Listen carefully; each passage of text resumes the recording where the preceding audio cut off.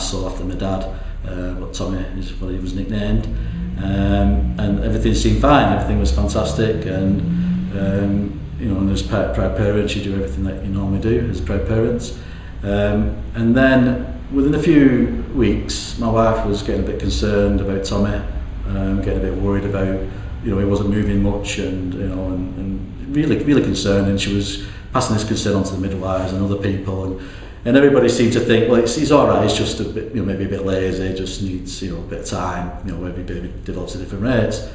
And I got to a stage where I thought, I've had enough of this, enough's enough, and I took it upon myself to get an appointment with the hospital consultant just to see, if everything was all right. So we got an appointment, and we took Tommy to see a consultant at the Bolton Royal Infirmary, and he did a few simple tests, and he was very, very concerned. He never said why.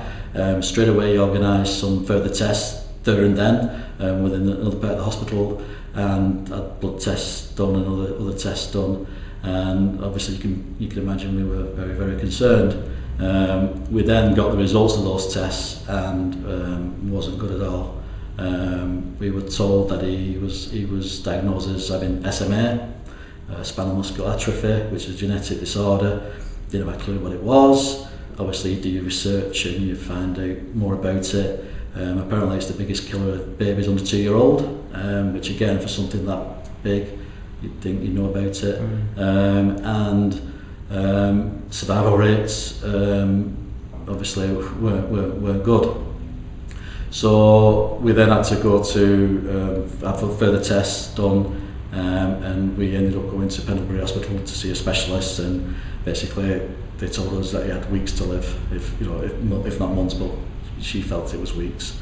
So we were totally devastated. We were actually told on the anniversary of my dad's death, who he was named after, that they had this genetic disorder.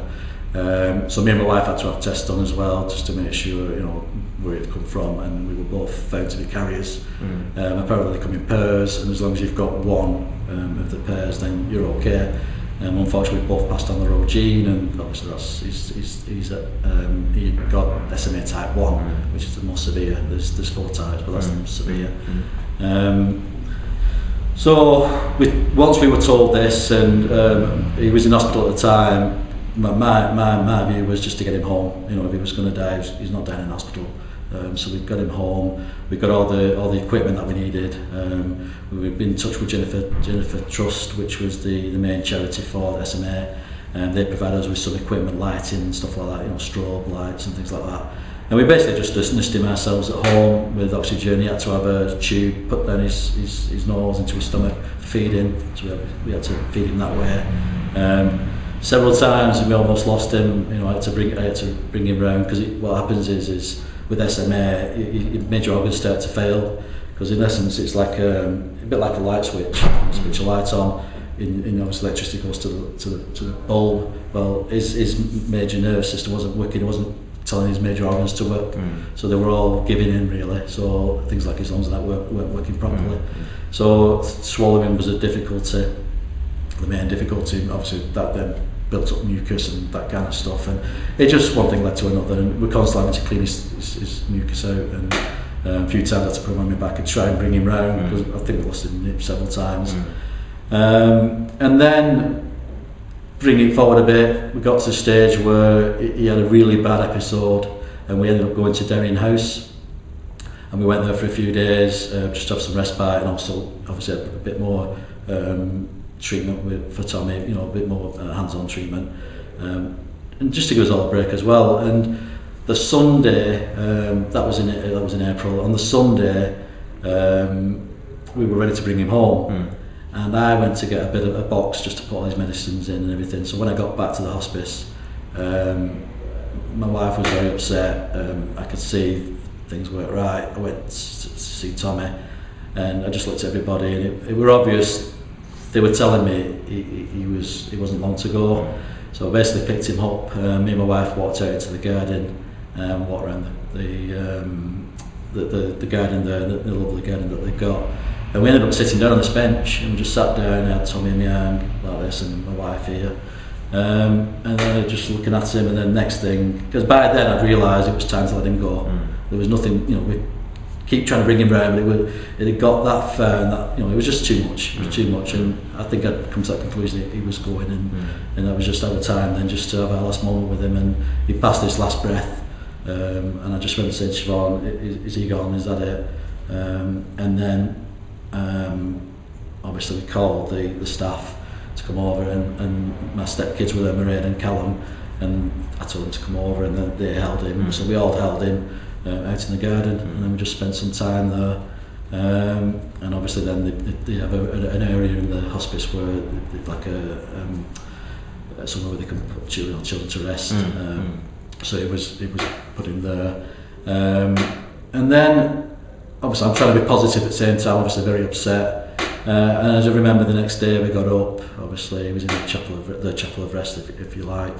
And I don't know why I did this, but I then went and bought some football nets, brought them back to the hospice, and then I gave a football with all the kids in the wheelchairs. Really? Yes. And my family. We just I don't know why I did it, I don't know what made me do it. I don't know if it's because I wanted Tommy to play football or whatever, but I didn't get a chance to kick a ball with him. Although I did use him to kick a ball when he was when he was right. So I did that. So your reaction to him passing, was there quite an unusual one? You didn't know why you did that with the other kids. No idea. But you did something extraordinary in the weeks and months afterwards, didn't you? Which you shared with us at the event where we met. Yeah. What happened then? Obviously we were upset, distraught. Started obviously letting family know that what had happened. Organised the funeral. Then once all that had happened, it was like, okay, what now? And we were told that we could have, maybe go to London and have all this kind of stuff, because there's a risk that she could have another pregnancy. So I didn't want to think about all that. I just thought, no, this is too, we're not talking about any of this. Let's just put it to bed for now. And then there was talk of maybe raising money, raising awareness. People, because my wife has a salon, there was people there talking about it, and I was just thinking, well, I was a bit down, obviously. But then within a few days after the funeral, I started thinking about, okay, I've never heard of this thing, and I'm pretty knowledgeable, but I've never heard of it. It's the biggest killer of babies under 2-year-old for genetic disorders. The hospital never signposted me to the charity, so all these things started bothering me, about, okay, what, can I do something, give something back? And the weeks went by, we started organising little fundraisers, so there was things like doing Ben Nevis, 3 Peaks challenges and other challenges. And then a couple of girls at the salon, my wife's salon, said we're going to do a fundraiser, thinking about maybe 100 people or so, maybe having like a little casino, or just to raise some money for the Jennifer Trust. And I got to hear of this, and me being me, said, okay, well, I know how hard it is to organise an event, so I got together with them saying, look, if we're going to do this, let's just do a big one. Let's do something where we can get this message out there. So one thing led to another, and I had a few meetings lined up with different people, friends, basically people who were interested in wanting to give, to do something, because they were all grieving as well. And in the end, I organised to go and meet with De Vere's Hotel to organise an event, possibly at the Premier Suite. Because my view was, that's find the biggest venue in Bolton, and that's do something there. I had no idea what we were going to do. So we went to have a meeting with them. By then I started having ideas about maybe doing getting some celebrities there, because one of the things that Jennifer's Trust had told me is that they've never really had any celebrities promoting their charity.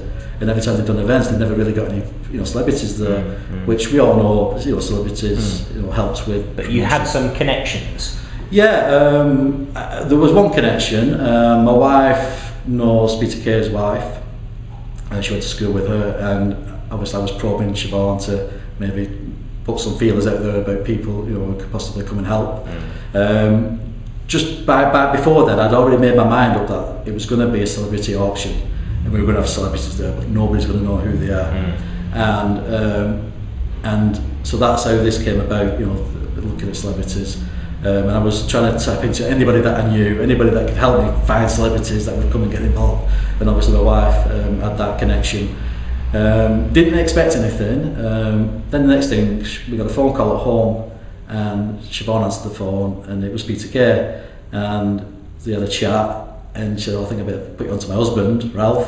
So she put me on to me. We started to talk and explain what it was all about. But you'd never met him before? No, I've never met him before, no. And I don't think I'm not sure if Siobhan had, but I'd never met Peter before, no. So we got chatting, and it basically went down the path that he hadn't done anything for a while. He thought maybe there might be better ways of generating some money.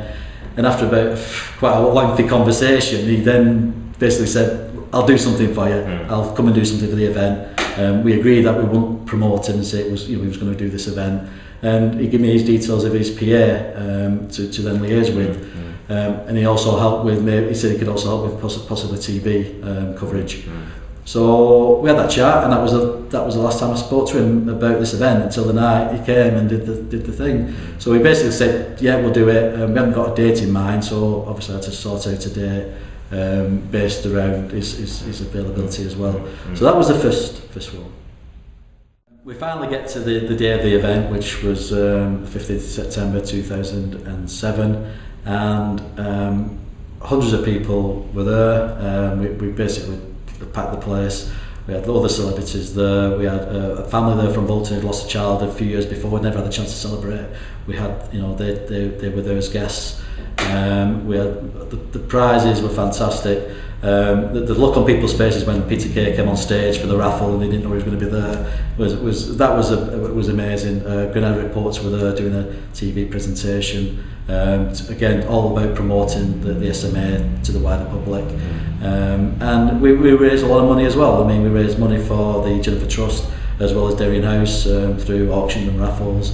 We had fantastic auction prizes which were being given back to re-auction. It was just a fantastic party, and in the end that's what it was. It was a party to celebrate Tommy's life and also to raise awareness, and that's what we did. So what have you learned from this dreadful experience that turned into something, there was something positive that came out of a dreadful experience in the end? What have you learned along the way? Well, what I learned during it all is how precious life is. That was the first thing that I learned, because when you start talking to people when you've lost a child, how many people have lost children, how many people have had miscarriages, what a great thing it really is to have a child. And I think people sometimes can take that for granted unless you've been down that path. And secondly, once you've got something in your head, like I had this celebrity auction in mind. Didn't have a celebrity, didn't have anything else. It was once I'd got my plan in my head as to what I was going to do, and let other people get involved, let other people take part, let everybody else contribute what you can achieve and what can happen. And for every knockback there was always something positive that came back from it. So. Well, Ralph, thank you very much for joining us and sharing the story, which is a heartfelt one. Thank you. And I think what you've done, the audience will agree, no doubt, is a wonderful thing that has come out of that experience. So congratulations on what you have achieved. Thank you. And good luck with your clients and your future business. Thank you very much, Andrew. Okay.